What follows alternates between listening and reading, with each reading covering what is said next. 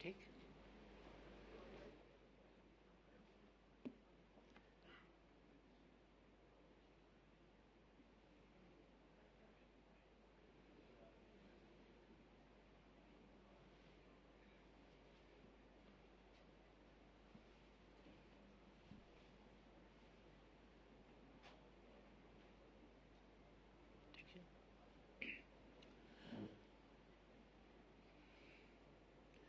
आदरणीय दिदीबहिनी तथा दाजुभाइहरू, आज हामी नयाँ वर्ष 2078 सालमा प्रवेश गरेका छौँ। नयाँ वर्ष प्रवेशको अर्थात् नयाँ वर्षलाई स्वागत गरिरहेको यस सुखद अवसरमा म देशभित्र र बाहिर जहाँसुकै रहनुभएका भए पनि सम्पूर्ण नेपाली दिदीबहिनी तथा दाजुभाइहरूमा हार्दिक शुभकामना भन्न चाहन्छु। सबैको स्वास्थ्य राम्रो रहोस्, सबैको उन्नति प्रगति होस्, यस वर्ष नयाँ वर्षमा सबैमा सफलता मिलोस्। धेरै धेरै शुभकामना। 2077 साल हामीबाट बिदा भएको छ। 77 सालमा हामीले विश्वले पहिले कहिले नदेखेको कोभिड-19 जस्तो महामारीको अप्रत्याशित रूपमा सामना गर्नु पर्यो। यद्यपि त्यो महामारी 77 साल प्रारम्भ हुनभन्दा अगाडि नै प्रकट भइसकेको थियो, तर सबभन्दा बढी असर सामाजिक जनजीवनमा, अर्थतन्त्रमा, शिक्षामा, अनेक पक्षहरूमा 77 सालले त्यसबाट वर्षभरि नै आक्रान्त रहनु पर्यो। हामीले त्यसलाई कार्तिकबाट नियन्त्रण गर्दै ल्याएका थियौँ, तर फेरि चैत्रको सुरुबाट यसले आफूलाई फेरि अगाडि बढाउन थालेको छ। यस घडीमा हामी 77 सालको त्यो पीडा त्यसै रूपमा दोहोरिन नपाओस्, त्यसले तीव्र संक्रमण हुन नपाओस्, त्यसले जनधनको क्षति गर्न नपाओस्, त्यसले अर्थतन्त्रलाई प्रतिकूल असर पार्न नपाओस्, रोजगारीका अवसरहरू खोज्न नपाओस्, आर्थिक वृद्धि दर र हाम्रा विकासका आकांक्षाहरूमा प्रतिकूल असर पार्न नपाओस् भनेर हामी सजग हुनुपर्ने आवश्यकता रहेको छ। यति बेला म सम्पूर्ण दाजुभाइ दिदीबहिनीहरूलाई कोभिड-19 को महामारीबाट सतर्क रहन, सरकारले जारी गरेका, स्वास्थ्य मन्त्रालयले जारी गरेका मापदण्डहरूको पालना गर्न र चिकित्सकहरूका परामर्शलाई शिरोधार्य गरेर अगाडि बढ्न र आफूलाई सुरक्षित राख्न, आफ्नो समाजलाई सुरक्षित राख्न सबैमा हार्दिक आग्रह र अनुरोध पनि गर्न चाहन्छु। 77 साल कोभिडको महामारी भए पनि केही राजनीतिक अस्वस्थता देखा परे पनि यो वर्ष पनि, गएको वर्ष पनि निरर्थक वर्ष रहेन, एउटा उपलब्धिको वर्ष नै रह्यो। हामीले चिर प्रतीक्षित मेलम्चीको पानी दशकौं पछिको सपना साकार पार्दै काठमाडौँमा झार्न र काठमाडौँका जनतामा धारा धारामा पानी पुर्याएर खुसियाली बाँड्न सफल भएका छौँ। अरू अनेक कामहरू हामीले पूरा गर्यौँ। पुनर्निर्माणका कामहरू पूरा गर्यौँ, नयाँ निर्माणका कामहरू पूरा गर्यौँ, नयाँ नयाँ असाधारण दूरगामी महत्त्वका थुप्रै आयोजनाहरू अगाडि बढायौँ। यसरी 2077 साललाई हामीले निरर्थक हुन दिएनौँ। प्रतिकूल अवस्थामा पनि अनलाइन शिक्षा मार्फत र विभिन्न शिक्षाका शिक्षण विधिहरू प्रयोग गर्दै शिक्षालाई अगाडि बढाउने, विद्यार्थी बालबालिकाका परीक्षाहरू सुसञ्चालन गर्ने र सामाजिक जनजीवनलाई सामान्य अवस्थामा फर्काउने प्रयास गर्यौँ। कोभिड-19 दुनियाँमा कसैका लागि पनि, वैज्ञानिकहरूका लागि, चिकित्सकहरूका लागि, खोज अध्ययन अनुसन्धानकर्ताहरूका लागि, कसैका लागि पनि यो पहिलेदेखि चिनिएको जानिएको विषय थिएन। यसको सामना कसरी गर्ने, त्यसका लागि पनि केही अनुभव र धेरै अनुमान त्यसका आधारमा चल्न पर्दथ्यो। यसको भयावहता कस्तो हुन सक्छ, केही अनुमान थिए। विभिन्न प्रकारका अनुमान, कोही सकारात्मक, कोही आशावादी र कोही अत्यन्त निराशाजनक अनुमानहरू थिए। त्यसका बावजुद हामीले सुरुदेखि नै नागरिकको जीवन रक्षा गर्नु पहिलो कर्तव्य हो सरकारको, र जीवन पहिलो, अरू सबै कुराभन्दा, अर्थतन्त्रभन्दा पनि, अरू सबै कुराभन्दा पनि नागरिकको जीवन पहिलो, जनताको जीवन पहिलो।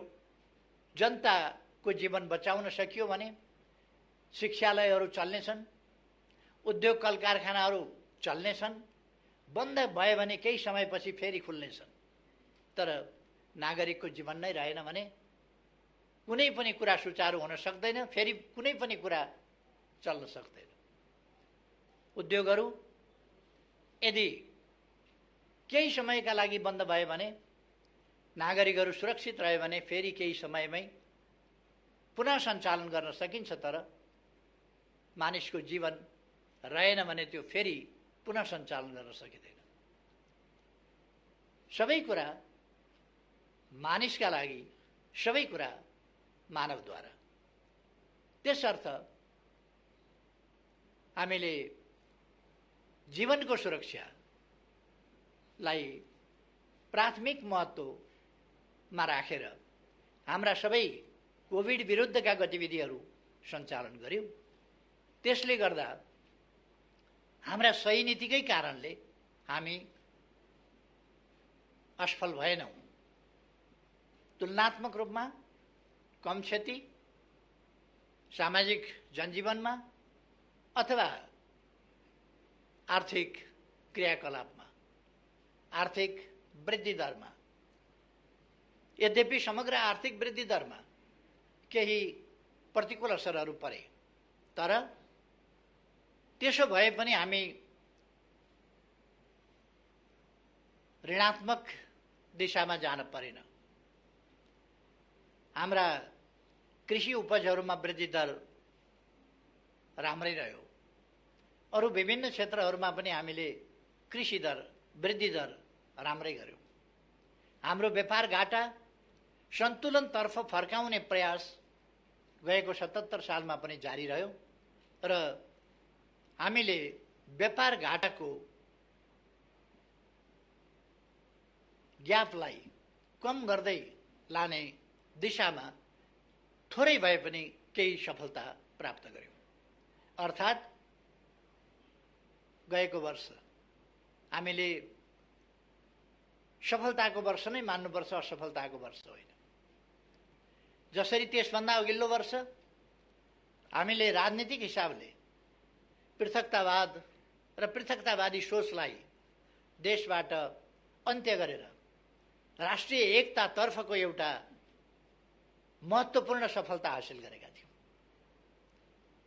संविधानको सर्वस्वीकार्यताको सन्दर्भमा महत्त्वपूर्ण पाइला चालेका थियौँ र सफलता प्राप्त गरेका थियौँ।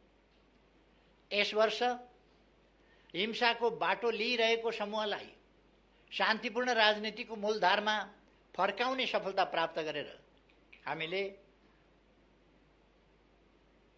अर्को सफलता प्राप्त गर्यौँ कि अब देशमा हिंसाको राजनीति छैन, अर्थात् राजनीतिलाई हिंसाको माध्यमबाट आफ्ना उद्देश्य प्राप्त गर्ने तरिका अवलम्बन गर्ने कुनै समूह छैन।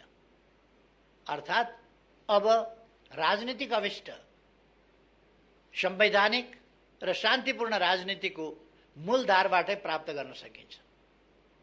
वास्तवमा अब जनतामा सार्वभौम सत्ता रहेको छ, जनता नै सार्वभौम सत्ता सम्पन्न हुन् र सम्पूर्ण राज्य शक्तिका स्रोत हतियार वा अरू कुनै चिज होइन, हिंसा होइन, जनता, जनताको मन र जनताको अभिमत, त्यो नै वास्तवमा राजनीतिको निर्धारक तत्त्व हो र त्यसैबाट जनताको सार्वभौम सत्ता वास्तविक अर्थमा प्रतिबिम्बित हुन्छ। त्यसर्थ यस सन्दर्भमा हामीले ठुला सफलताहरू प्राप्त गरेका छौँ। गएको वर्ष नै हामीले नयाँ नयाँ कामहरू गर्यौँ। पहिले केही मात्रै सभागृहहरू थिए, 77 सालमा धेरै सभागृहहरू बने, सुचारू भए। हामीले लुम्बिनीमा 5000 क्षमताको सभागृह, ध्यान केन्द्र, त्यसको निर्माण कार्य सम्पन्न गरेका छौँ। गोदावरीमा निर्माण कार्य 3000 क्षमताको सभा हलको, त्यसको पनि सकिसकेका छौँ। अरू थुप्रै ठाउँहरूमा सभा हलहरू, नत्र भने पहिले पोखराको सभा हल, यो राष्ट्रिय सभागृह, प्रज्ञा प्रतिष्ठानको सभा हल लगायतका केही र अन्तर्राष्ट्रिय सभागृह, यति मात्रै थिए। यस ठाउँमा अब थुप्रै सभागृह भएका छन्। हामी कहाँ 70 वर्ष अघि ठुलो परिवर्तन भयो। हामी नयाँ युगमा प्रवेश गर्यौँ। वास्तवमा भन्ने हो भने जनप्रतिनिधित्वको युगमा पुग्यौँ। तर जनप्रतिनिधित्वको युगमा आइसक्दा पनि हामीले जनप्रतिनिधिहरू सामेल हुने, सर्वोच्च संस्था निर्वाचित गरे पनि त्यो सर्वोच्च संस्था बसेर छलफल गर्ने, निर्णय गर्ने, देशका बारेमा, जनताका बारेमा, देश र जनतालाई कसरी सुविधा पुर्याउने, कसरी अगाडि बढाउने भन्ने सम्बन्धमा निर्णय गर्ने थलो सर्वोच्च विधायिका भवन, संसद भवन हामीसँग थिएन। गत वर्ष नै हामीले संसदीय भवनको कामलाई अगाडि बढाएका छौँ र त्यो हाम्रो नजिकै निर्माण भइरहेको छ। यस्ता थुप्रै निर्माण कार्यहरू सम्पन्न भएका छन्। हामीले थुप्रै जनतामा आशा जगाउने कामहरू गरेका छौँ।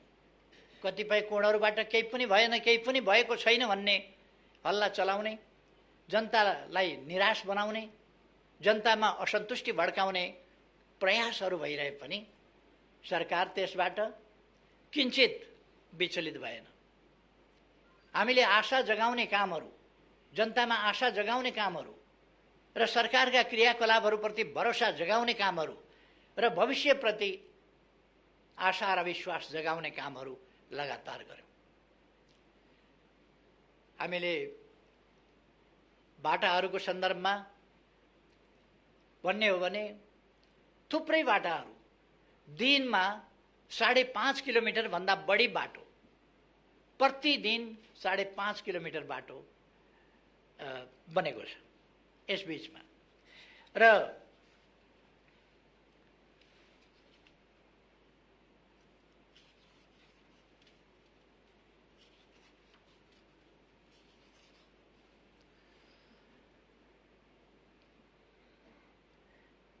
एक दिनमा कम्तीमा 12वटाका दरले आवासहरू तयार भएका छन्। विभिन्न 8 प्रकारका सामाजिक सुरक्षा भत्ता पाउनेको संख्या 30,60,000 भन्दा बढी छ।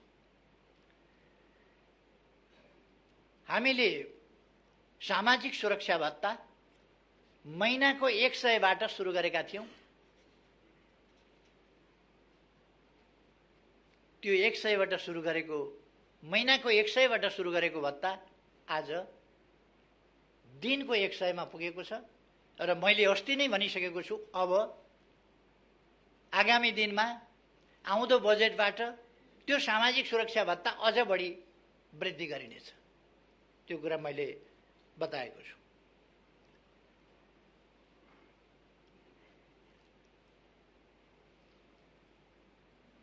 यस अवधिमा सामाजिक सुरक्षा भत्ता प्राप्त गर्ने संख्या थपिएको छ र त्यो लगभग 5 लाखको संख्यामा थपिएको छ। श्रमिकहरूका लागि औपचारिक र अनौपचारिक दुईटै क्षेत्र समेट्ने गरी हामीले योगदानमा आधारित सामाजिक सुरक्षा एउटा नयाँ अवधारणा ल्याएका छौँ र त्यसलाई कार्यान्वयन गरेका छौँ। यो 2075 मङ्सिर 11 गतेबाटै हामीले सुरु गरेका थियौँ। यस्ता थुप्रै कामहरू हामीले गरेका छौँ। मैले सडकको कुरा गरेँ। 5-5.5 किलोमिटर भन्दा बढी सडक हामी प्रतिदिन निर्माण गरिरहेका छौँ। हरेक दिन कम्तीमा एउटा भन्दा बढ्ताका दरले झोलुङ्गे पुल, हरेक दोस्रो दिन कम्तीमा एउटा सडक पुल, हरेक तेस्रो दिन एउटा ग्रामीण सडक पुल यस ढङ्गले निर्माण गरेको छ।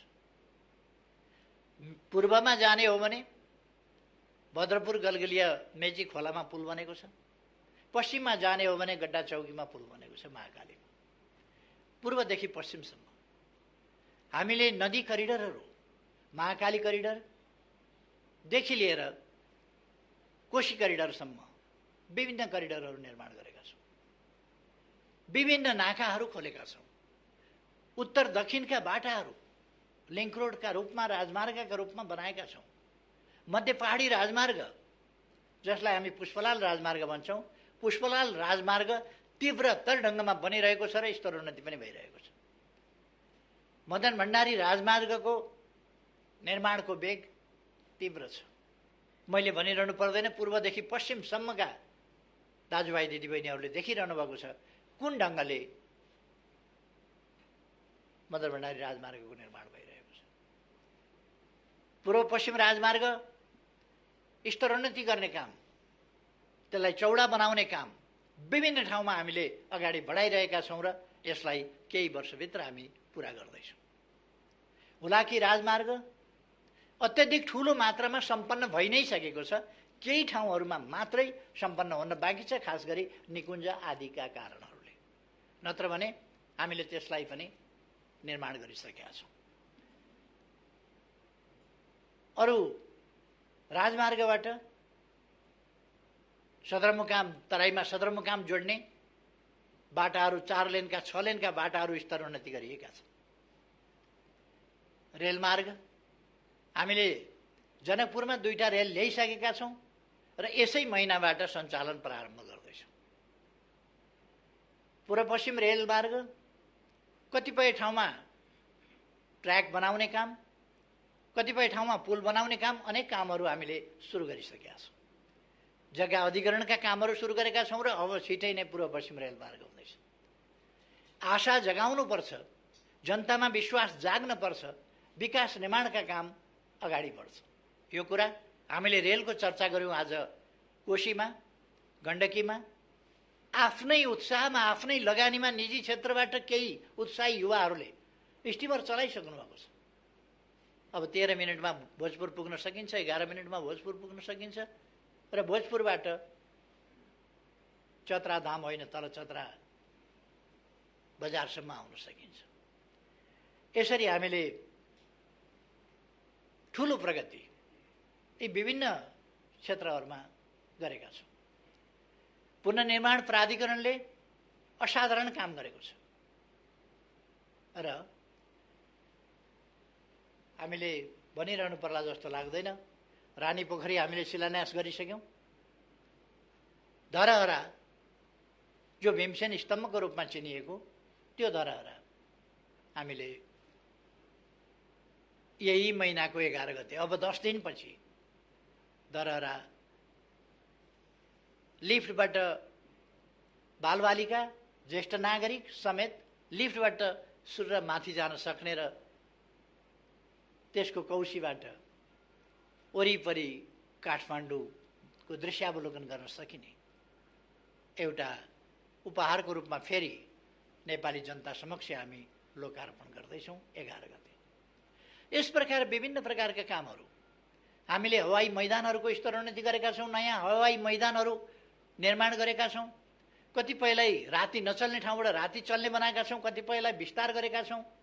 त्रिभुवन अन्तर्राष्ट्रिय विमानस्थल कसैले पनि विदेशीहरू आउँदा अहिले पहिले आएका विदेशीहरूले भन्छन् त्रिभुवन अन्तर्राष्ट्रिय विमानस्थलमा झर्ने बित्तिकै नयाँपन अनुभव हुन्छ।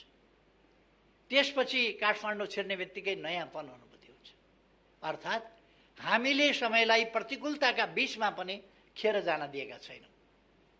थुप्रै विद्यालय भवनहरू निर्माण गरेका छौँ। दरबार हाई स्कुल 6 गते पाटन ढोकामा जापानको सहयोगमा भव्य उच्च माध्यमिक विद्यालय हामी त्यहाँ उद्घाटन गर्दैछौँ। कतिपयले यसलाई अर्थहीन भने, कसैले यसलाई प्रचार मात्रै भने। मेलम्चीको सपना, मेलम्चीको पानी ल्याउने सपना धारा धारामा बाँडेर पुरा गर्नु गफ मात्रै होइन। यसमा जस लिने, श्रेय लिने, कसैले के भने कसैले के भने, तर हामीलाई जस वा श्रेय लिने त्यसको होडबाजीमा सामेल हुन रहर छैन। हामीलाई जस चाहिएको होइन, हामीलाई काम चाहिएको। हामीलाई कामलाई सफल बनाउनु छ, देशलाई अगाडि बढाउनु छ, जनतालाई सुविधा पुर्याउनु छ। हामीलाई देशबाट गरिबी हटाउनु छ, देशलाई माथि उठाउनु छ, पछौटेपनबाट अगाडि बढाउनु छ, देशलाई आधुनिकीकरण गर्नु छ, हामीलाई विज्ञान प्रविधिको प्रयोग गर्नु छ र हामीले डिजिटल नेपाल भनेका छौँ। डिजिटल नेपालको क्षेत्रमा हामीले कृषिलाई पनि आधुनिक प्रविधिको प्रयोग गरेर अगाडि बढाउने काम हामीले गरेका छौँ। नयाँ पिँढी, विद्यालय, शिक्षालय, विभिन्न ठाउँहरू वा अरू ठाउँहरू, आज एउटै ठाउँबाट हामी विभिन्न आयोजनाहरू सिंहदरबारबाट कसरी बनिरहेका छन् भनेर हेर्न सक्छौँ। तामाकोशीको काम कस्तो भइरहेको छ, भैरवा एयरपोर्टको काम कस्तो भइरहेको छ, पोखरा एयरपोर्टको काम कस्तो भइरहेको छ, भेरी बबईको काम कस्तो भइराखेको छ, यी सबै कुराहरू हामी यहीँ सिंहदरबारमा बसेर हेर्छौँ। यी उपलब्धिहरू हामीले हासिल गरेका छौँ। यस सम्बन्धमा म धेरै जान चाहन्न, किनभने गत फागुन 3 गते 3 वर्ष कार्यकाल पुगेको सन्दर्भमा मैले सञ्चार माध्यमहरूसँगको ब्रिफिङमा भनेको थिएँ अलिक सविस्तारमा ती कुराहरू बताएको थिएँ। त्यसकारण म त्यसमा गइरहनुपर्छ भन्ने लाग्दैन मलाई। अस्ति फागुन 3 गते मात्रै सविस्तार बताइएको छ। त्यसकारण म त्यसमा अहिले धेरै गइरहन आवश्यक ठान्दिनँ। हामीले पर्यटन क्षेत्र समस्याग्रस्त भएको देखेका छौँ र अब आगामी दिनहरूमा हामी पर्यटन क्षेत्रका कमीहरूलाई, त्यसलाई कसरी पुनरुत्थान गर्न सकिन्छ, पर्यटन क्षेत्रको र पर्यटन क्षेत्रलाई प्रभावकारी ढङ्गले अगाडि बढाउन सकिन्छ, त्यसमा ध्यान दिनेछौँ। तर त्यसका लागि र अरू आर्थिक क्रियाकलाप र तिनको सफलताका लागि म सबैमा आग्रह गर्न चाहन्छु, हामी कोभिडबाट सुरक्षित हुनु पर्यो। कोभिडका प्रोटोकल्स, त्यसका मापदण्डहरू, सरकारले जारी गरेका जानकारीहरू र सरकारले गरेका आग्रहहरूलाई पालना गरौँ र त्यसअनुसार आफू सुरक्षित बनौँ, अरूलाई पनि सुरक्षित बनाऊँ। त्यसो गऱ्यौँ भने हामी हाम्रो जनजीवनलाई पनि सुचारू बनाउन सक्छौँ। कतिपयले आजै लकडाउन हुन्छ, भरे नै लकडाउन हुन्छ, भोलि नै लकडाउन हुन्छ भन्ने हल्ला चलाएको देखिन्छ। सरकार सकेसम्म लकडाउनमा जान चाहँदैन, तर हामीले एक्का राख्नुपर्दछ। युरोपका देशहरू, कतिपय देशहरू, विकसित भनिएका कतिपय देशहरू जब महामारी भत्तै फैलियो, त्यस्तो अवस्थामा लकडाउन गर्न बाध्य छ। दोस्रो चरणमा, तेस्रो चरणमा फैलिएको त्यो लहरबाट बच्नका लागि लकडाउनको सहारा लिनुपर्ने अवस्था छ। हामी चाहन्छौँ अहिले नै अरू विधिबाटै, हाम्रो सतर्कताको विधिबाट हामी परिस्थितिलाई बिग्रिन नदिउँ र त्यहाँ पुग्न नदिउँ भन्ने मैले आग्रह गरेको छु। अस्ति मैले बोल्दा लकडाउन गर्ने धम्की दियो भन्ने पनि केहीले भने। म धम्की कसलाई दिन्छु? म धम्की दिने हैसियत पनि राख्दिनँ, धम्की दिनुलाई उचित पनि ठान्दिनँ। मैले त्यस्तो अवस्था नआओस् भन्ने कुरामा हामीले ध्यान दिनुपर्छ। परिस्थिति बिग्रियो भने त्यहाँ पनि पुग्न सक्छ, त्यसकारण सजग हुनुपर्छ भनेर अपिल गरेको थिएँ। तसर्थ म आग्रह गर्न चाहन्छु, हामी सतर्क बनेर अगाडि जान आवश्यक छ। यसबीचमा हामीले जमिनहरूको digital map, digital soil map भनेर हामीले कुन जमिन कस्तो छ भन्ने कुराको अध्ययन यहीँबाट गर्न सकिने गरी सोइल म्यापिङ गरिसकेका छौँ। त्यसबाट हाम्रो जमिन कुन ठाउँमा केमा रुखो छ, केमा मलिलो छ, कुन बालीका लागि उपयुक्त छ जस्ता कुराहरूको माटोको परीक्षण त्यही गएर माटो उठाएर ल्याउनु पर्दैन। हामीले मेसिनबाट आकाशबाटै गरेको एक्सरेबाट ती कुराहरू सबै आउँछ। हामीले डिजिटलाइज गरेका छौँ मालपोत कार्यालयहरू, थुप्रै ठाउँहरूलाई हामीले डिजिटलाइज गरेका छौँ, नागरिक एप्स बनाएका छौँ। मैले अघि नै भने 77 साल असफलताको वर्ष होइन, त्यो राजनीतिक हिसाबले होस्, आर्थिक हिसाबले होस्, त्यसै गरेर सामाजिक क्षेत्रमा पनि यो सफलताको वर्ष रहेको छ। हामीले सडक बालबालिकाहरू यो 2078 सालभित्र सडक बालबालिका, सडक मानव र सडकमा भिक्षामदेही भन्ने स्थिति अन्त्य गर्ने त्यो कुराहरू पुरा गर्छौँ भनेर भनेका छौँ।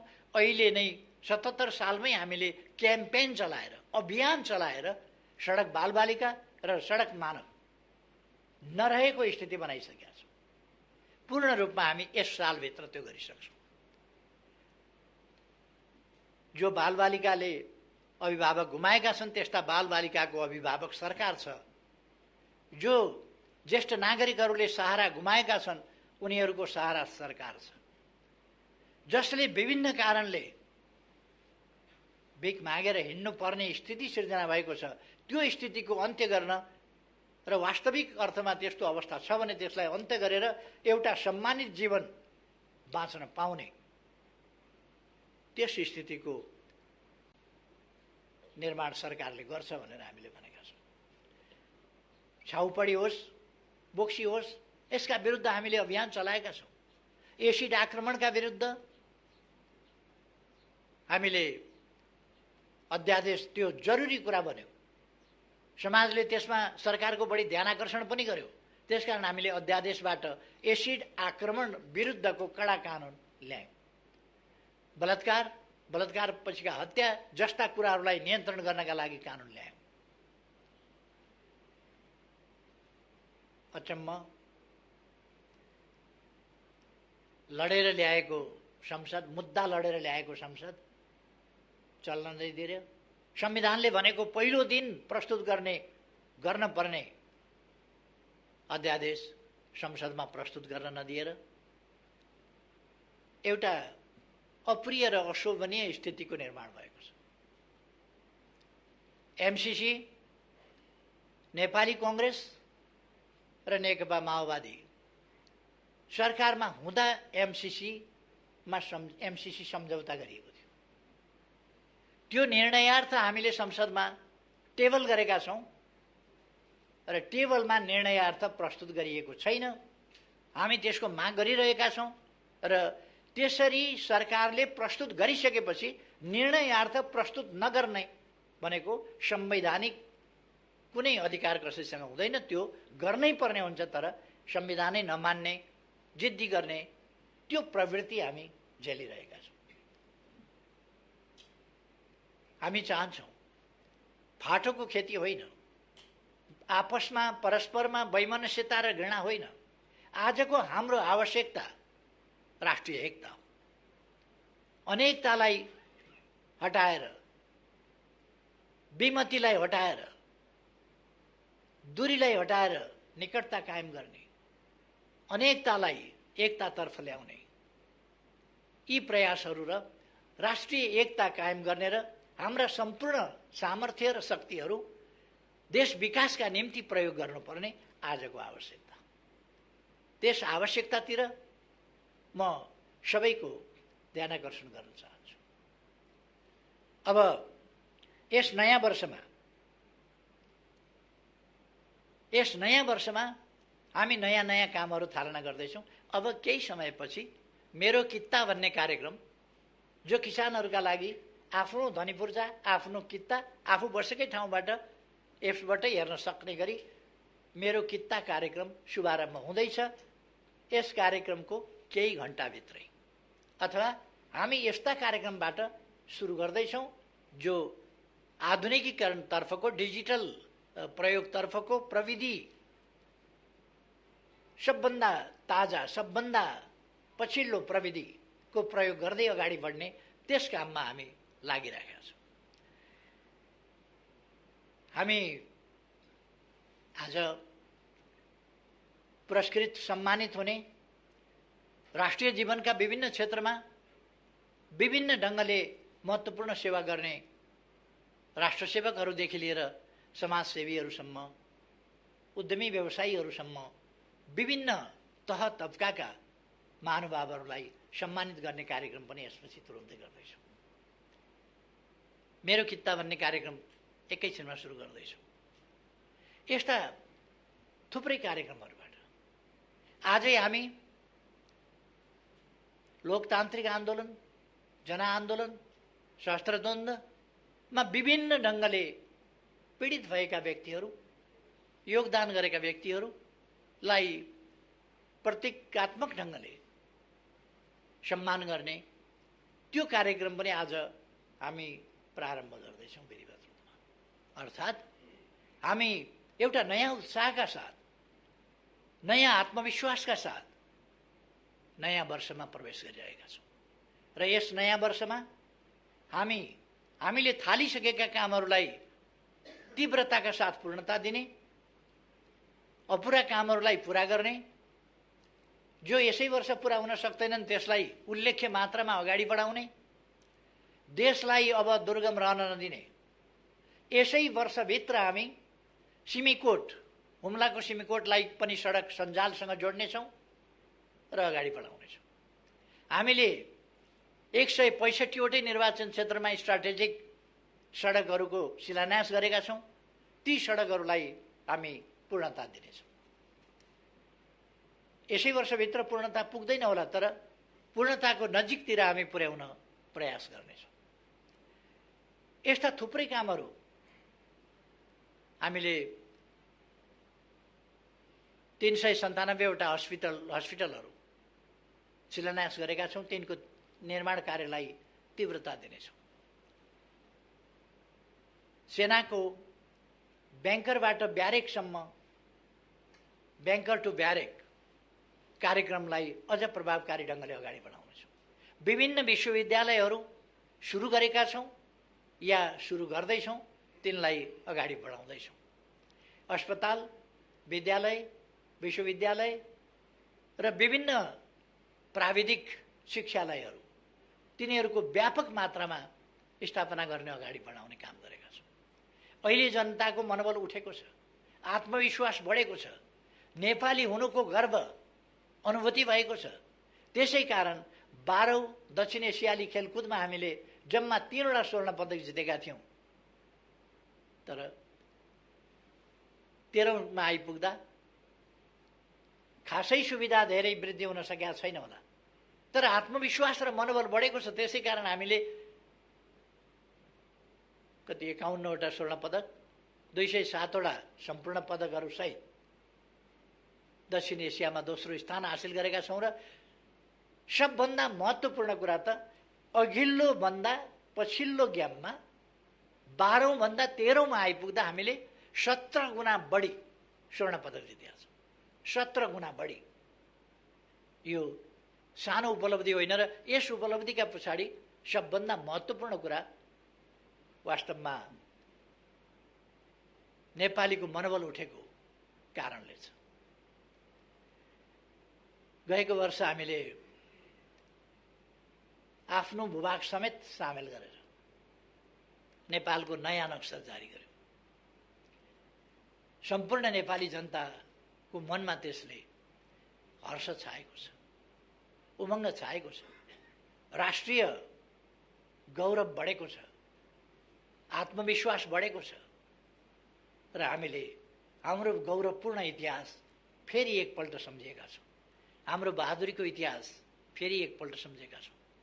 हाम्रा पूर्वजहरूको विद्वतापूर्ण इतिहास, खोज अध्ययन अनुसन्धानमूलक इतिहास फेरि एकपल्ट हामीले सम्झेका छौँ।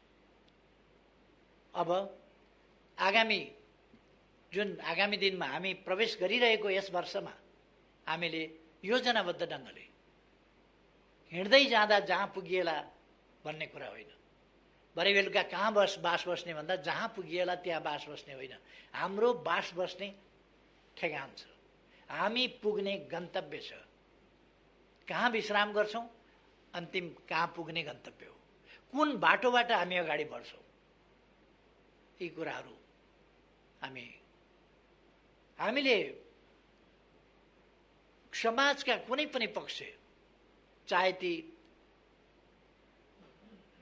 सेवाका पक्ष हुन्, चाहे पर्यटनका पक्ष हुन्, चाहे उद्योगका पक्ष हुन्, चाहे कृषिका पक्ष हुन्, गएको फागुन 10 गतेदेखि 16 गतेसम्ममा मात्रै 7वटा प्रदेशमा हामीले ठुला ठुला नयाँ औद्योगिक क्षेत्रहरूको शिलान्यास गरेका छौँ र आमन्त्रण गरेका छौँ दुनियाँलाई कि यहाँ लगानी गर्नुहोस्। लगानीका निम्ति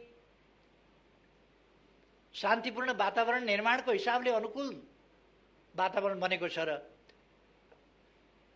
श्रम समस्याहरूको सम्बन्धमा एउटा राम्रो वातावरण बनेको छ। श्रमिक, श्रमदाता र सरकारका बीचको समन्वय र सहकार्यमा नै तत्क्षेत्रका कानुन, नीति, नियमहरू निर्माण गर्ने र त्यस क्षेत्रलाई सहज ढङ्गले विकासको मार्गमा अगाडि बढाउने कामहरू भएका छन्। ती कामहरूलाई आगामी दिनमा हामी अझ तीव्रताका साथ अगाडि बढाउनेछौँ। म यस घडीमा सम्पूर्ण दाजुभाइ दिदीबहिनीहरूलाई विभिन्न प्रकारका हल्लाहरूका पछाडि नअल्मलिन, राष्ट्र निर्माणका काममा ढुक्कले आत्मविश्वासका साथ अगाडि बढ्न, निराशा जगाउन खोजिएका प्रयासहरूलाई अस्वीकार गर्न र आशावादिता आफूमा लिएर अगाडि बढ्न सबैमा हार्दिक आग्रह गर्न चाहन्छु। हामी सबैको निष्ठा देशप्रति,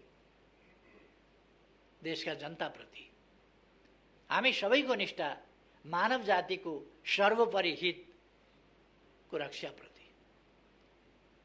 हामीले अन्तर्राष्ट्रिय क्षेत्रमा हाम्रा राष्ट्रिय हितहरूलाई रक्षा गर्दै, तिनीहरूलाई सम्वर्धन गर्दै र हामीले भनेका छौँ राष्ट्रिय हितको प्रश्नमा जहिले पनि न्यायोचितता र अन्तर्राष्ट्रिय उत्तरदायित्व, यी पक्षहरूलाई हामीले बिर्सनु हुँदैन।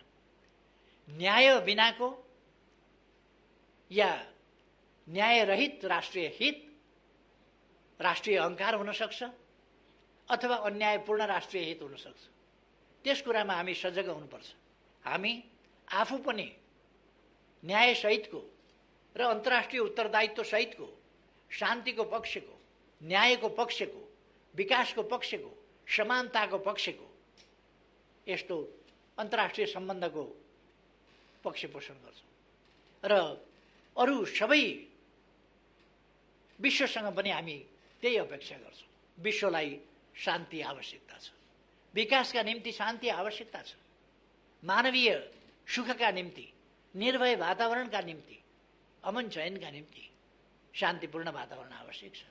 त्यसकारण हामीले शान्तिपूर्ण वातावरण अरू कसैले निर्माण गर्ने होइन, दुनियाँका विभिन्न देशका नेतृत्ववर्गले यसमा गम्भीरताका साथ सोच्नु पर्दछ। अबको विश्वलाई हामीले भयमुक्त विश्व, त्रासमुक्त विश्व, समानतायुक्त विश्व, मानिसले सम्मानजनक जीवन जिउन पाउने विश्व, जैविक र मानवीय आवश्यकताको न्यूनतम न्यायोचित परिपूर्तिबाट प्रारम्भ गरेर सम्पूर्ण आवश्यकताहरूको यथोचित न्यायोचित परिपूर्ति र सुरक्षित र सम्मानित जीवन, यस्तो विश्व बनाउनका निम्ति म आग्रह गर्न चाहन्छु।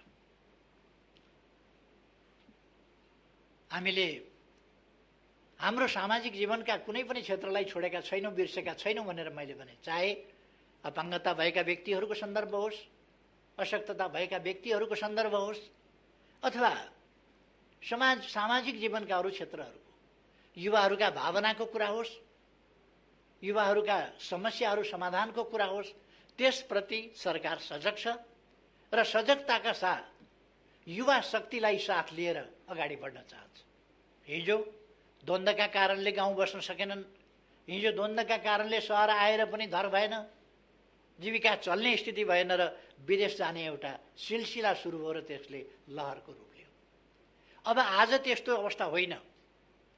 विदेश बढी असुरक्षित छ, विदेश बढी कष्टपूर्ण छ। त्यसकारण हामी देशभित्रै बसौँ, देश निर्माणका काममा जुटौँ, उपलब्ध रोजगारीका अवसरहरू प्रयोग गरौँ र उपलब्धको प्रयोग गरौँ, उपयुक्तको खोजी गरौँ। सरकार रोजगारीका अवसरहरू युवाहरूलाई उपलब्ध गराउन चाहन्छ र उपयुक्त रोजगारीका अवसरको खोजी गर्दै ती पनि उपलब्ध गराउन चाहन्छ। त्यसकारण म आग्रह गर्न चाहन्छु हाम्रो युवा समुदायसँग, जो रोजगारी उपलब्ध छ त्यसको प्रयोग गरौँ। उपयुक्त प्रकारको रोजगारी यो होइन भन्ने ठानिएको छ भने त्यो क्रमशः उपलब्ध रोजगारीको प्रयोग गर्दै जाँदा हामी त्यसलाई प्रयोग गर्न प्राप्त गर्न सक्छौँ र भोलि देशको विकाससँगै रोजगारीका अवसरहरू, रोजगारीका अवसरसँगै देशको विकास अन्योन्याश्रित ढङ्गले अगाडि बढ्नेछ। हामी